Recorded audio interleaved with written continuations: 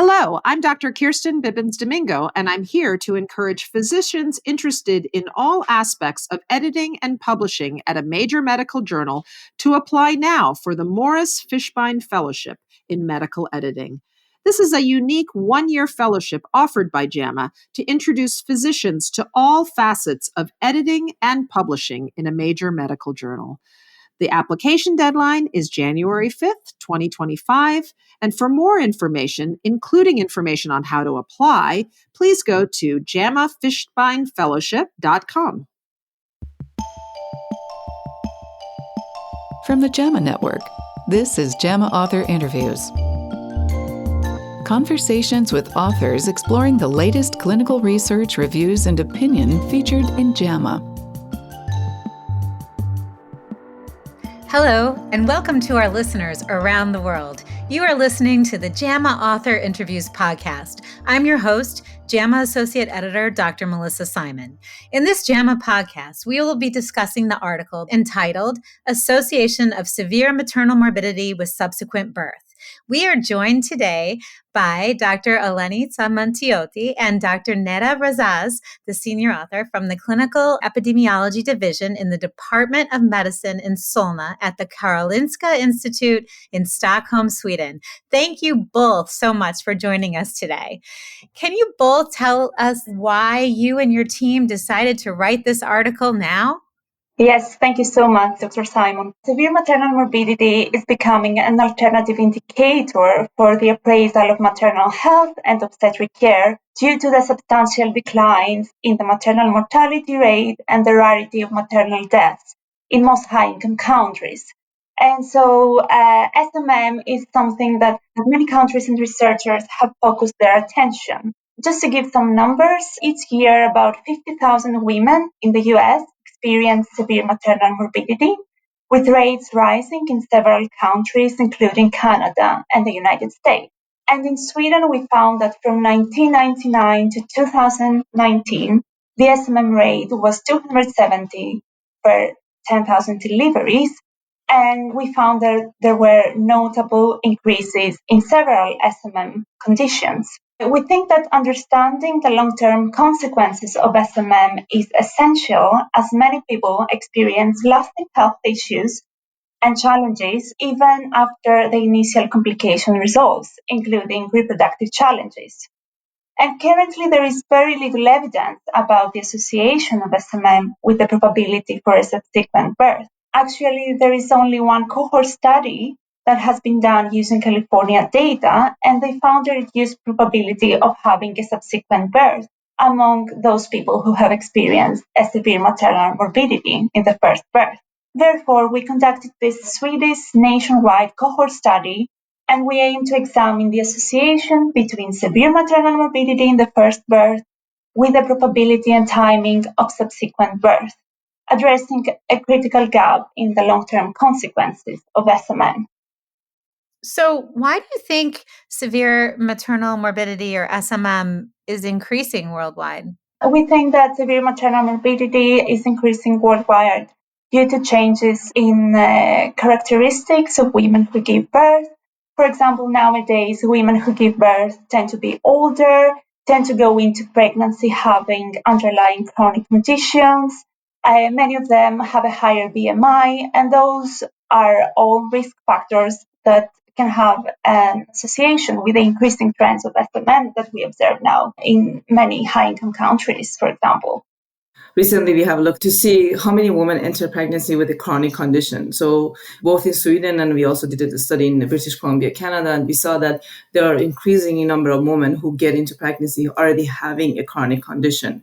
And this chronic condition, a lot of the time, they are actually associated with severe SMM during having a morbidity during pregnancy. So some of them wasn't actually explained by age and BMI. So it could also be the fact that we are recognizing more and we are capturing more cases and we are identifying a lot of women with more monitoring as well. So, yeah, no, I think it's really important to notice these trends because in clinical practice, it's really important for us to figure out how best to counsel patients who've experienced severe maternal morbidity in a prior pregnancy. Can you tell us a little bit about how you suggest these findings shape counseling efforts for pregnant capable persons?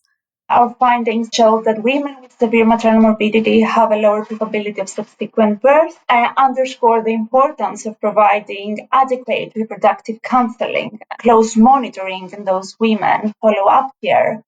And I think that those findings could apply in the clinical setting in the sense that healthcare providers should prioritize individualized reproductive counseling for women who have experienced severe maternal morbidity.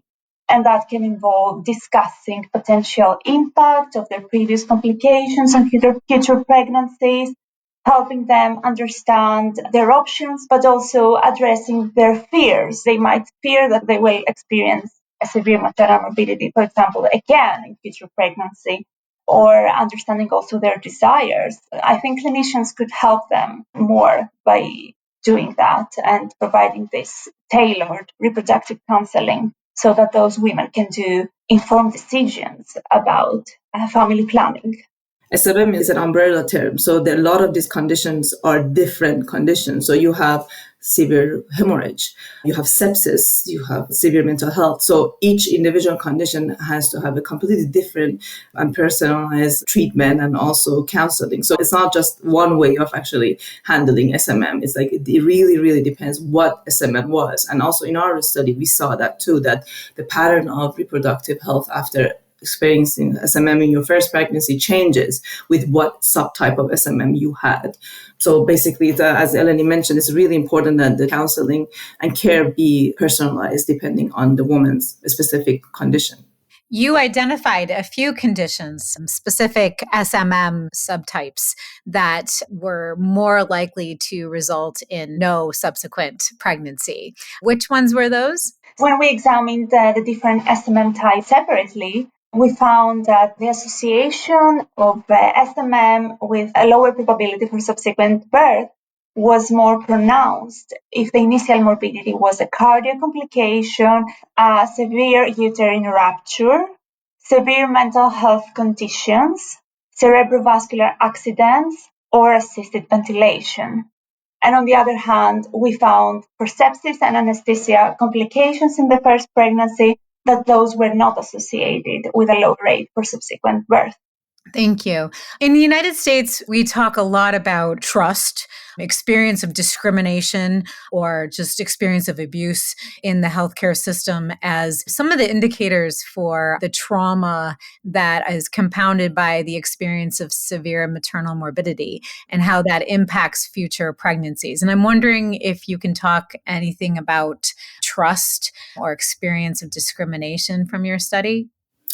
Unfortunately, we actually didn't have a lot of data. So we used the health administrative data. So all we had was diagnosis code, and we don't have race in Sweden. So all we had was mother's country of birth. So in our particular study, we didn't actually look at that. But there have been a study actually done in Sweden that they have looked at whether SMM was different among women who were immigrants or they were undocumented. And they have found that those women actually experience a higher risk of SMM, especially if they're undocumented. So it means that they don't have healthcare access. And it was most of this was due to the fact that they weren't able to access antenatal care.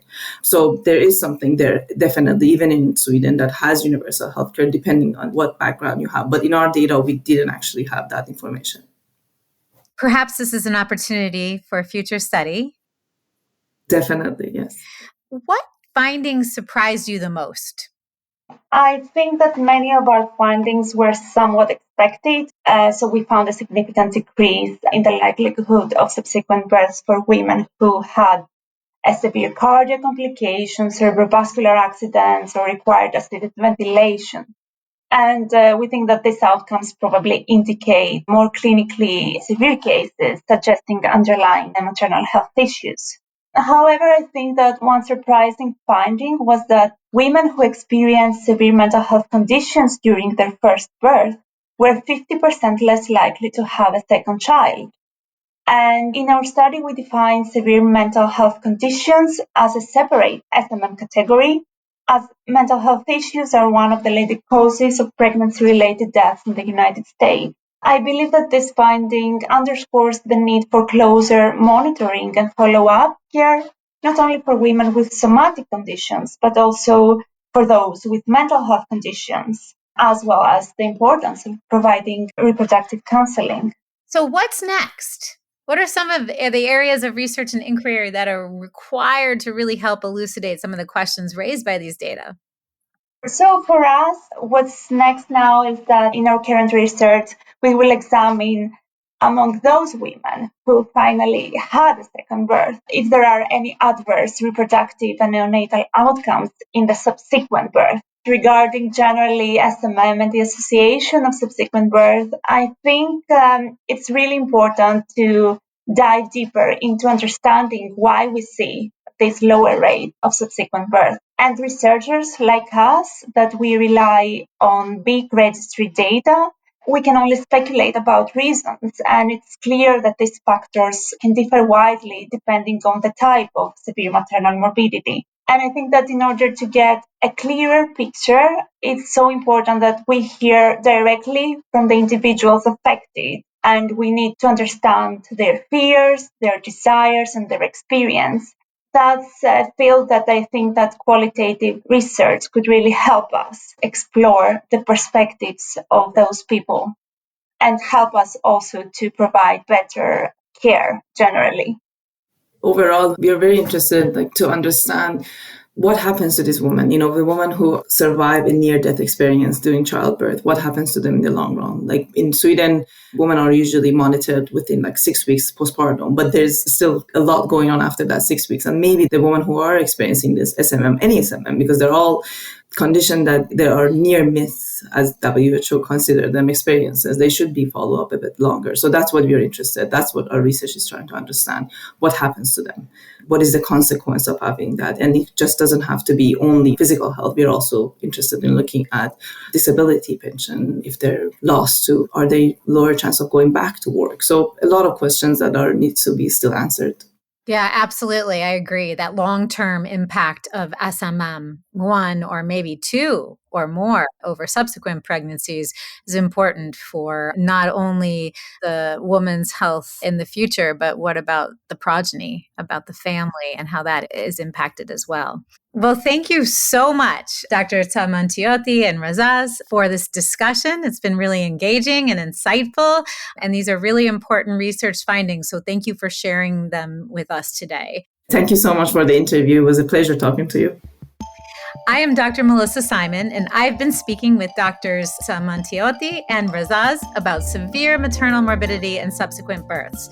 This episode was produced by Shelley Steffens at the JAMA Network. A link to this manuscript can be found in the episode's show notes. To follow this and other JAMA Network podcasts, please visit us online at jamanetworkaudio.com or search for JAMA Network wherever you get your podcasts. Thank you for listening.